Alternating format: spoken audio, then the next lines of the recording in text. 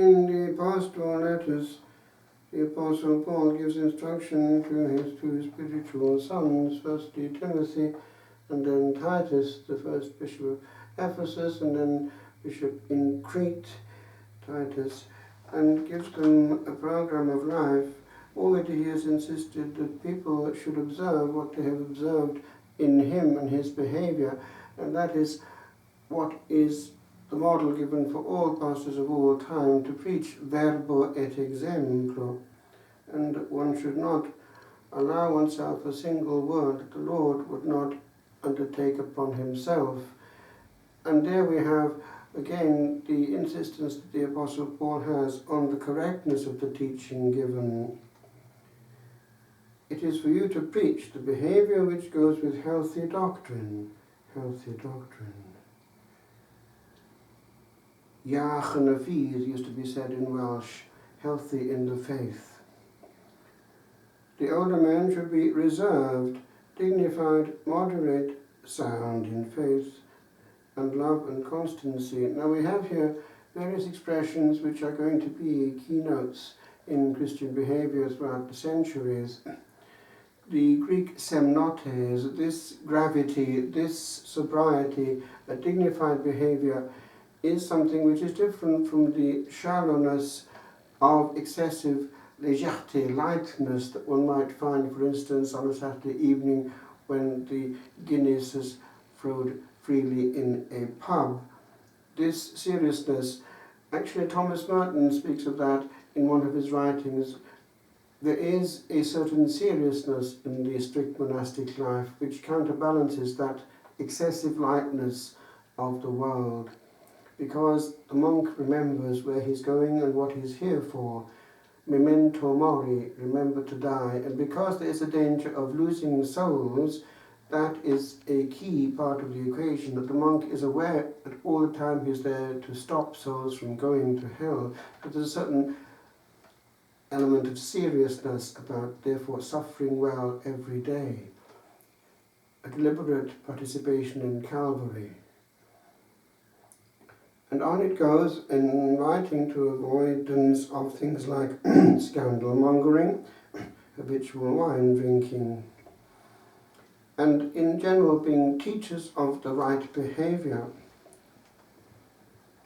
On it goes then to the reason why we have hope and joy, and that we have a different optic.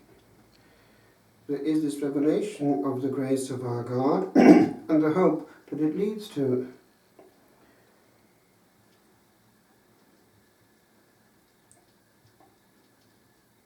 It comes actually in the liturgy itself. We have it just after the Our Father. Expectantes beatam spem et adventum Salvatoris nostri Jesu Christi.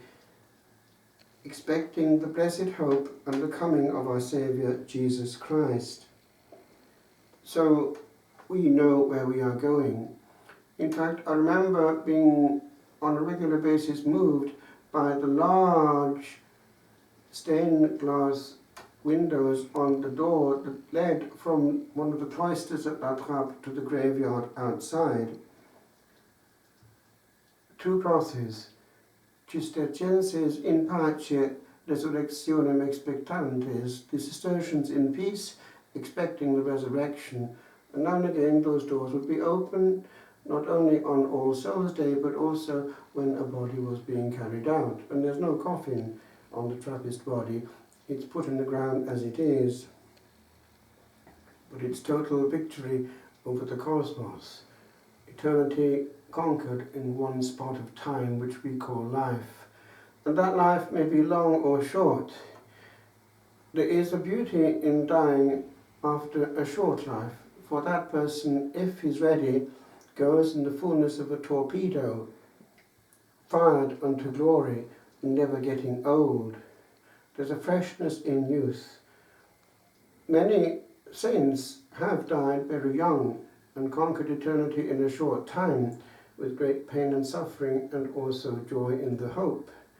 One thinks of Thérèse of Lisieux, 24, Elizabeth of the Trinity, 26, both now saints. Marie de Jésus crucifié, Miriam of Jesus crucified. She was 32, also canonized by now. Great souls hidden in Jesus, real torpedoes.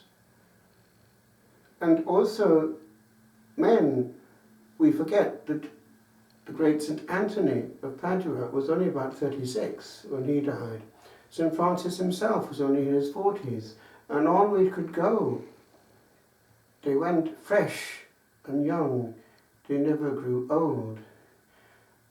And also, outside the parameters of hagiography, we have people who are remembered for the way that they lived well in their own domain and did much in a short time. Had John Keats lived, he would have become a very, very great poet. He was already a great poet, but didn't have time to finish his work. He died at 26 of tuberculosis.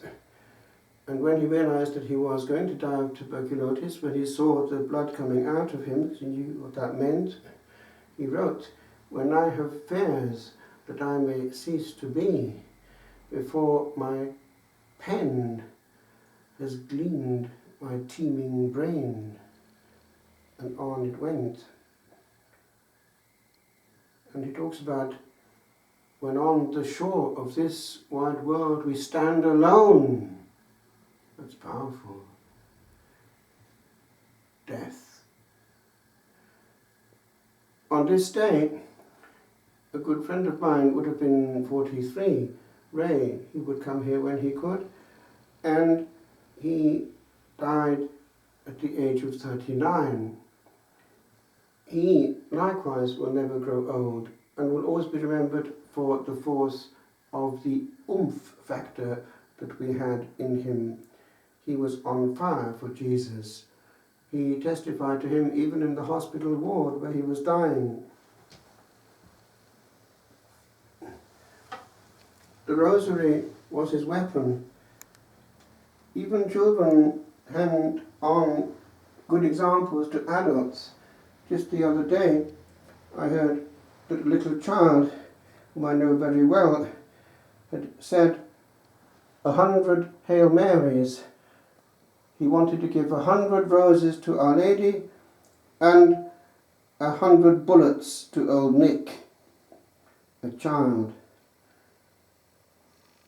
And so it is that there is a freshness on this side of middle age which we need to cultivate, and not ourselves grow old. The way that the doves appeared and stayed is an indication actually that heaven was pleased with the sacrifice of Ray.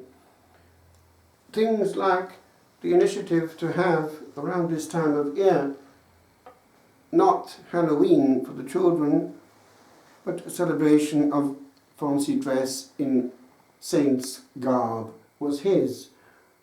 And it's still in the area, in the Navan area, ever since.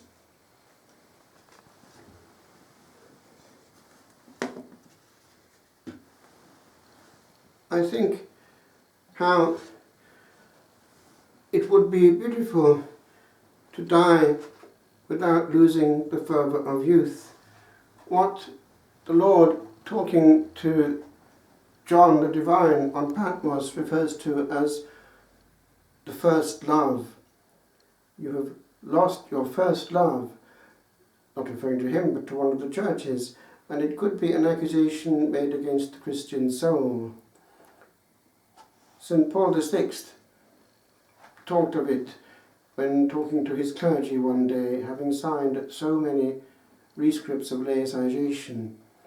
He didn't understand.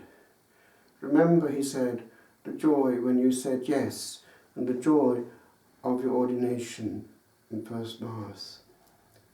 It's a terrible thing when we forget that, and as Wordsworth would put it, fade into the light of common day. Ray, by the way, wasn't a noisy soul. He would quietly do things. There was a poor person who was in great need.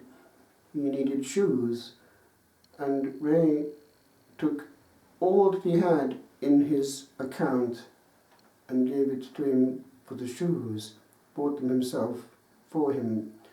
And this is the kind of hidden greatness which doesn't draw limelight or applause, but the Lord sees it.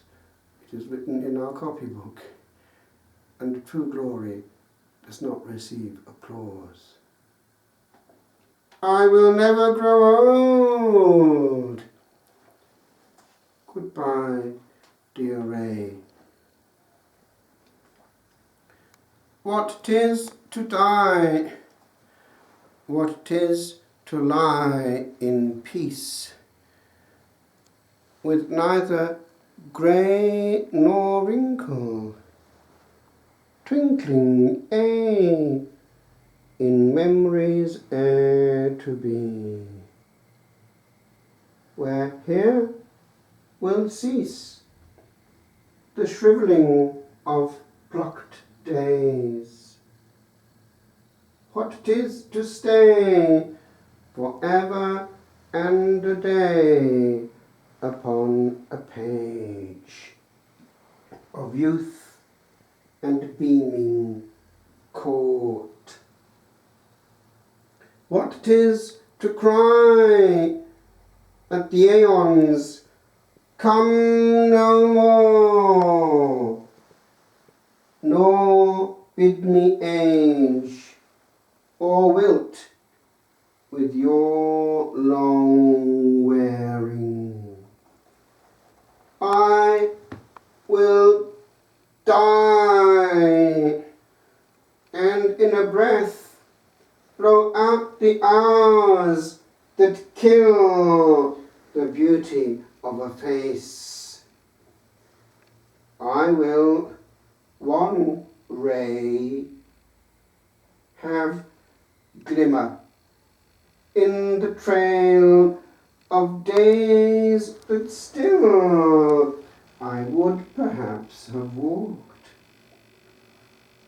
For end of day for me at noon did fall, but I gave all with pierced lung, the young and old, to call.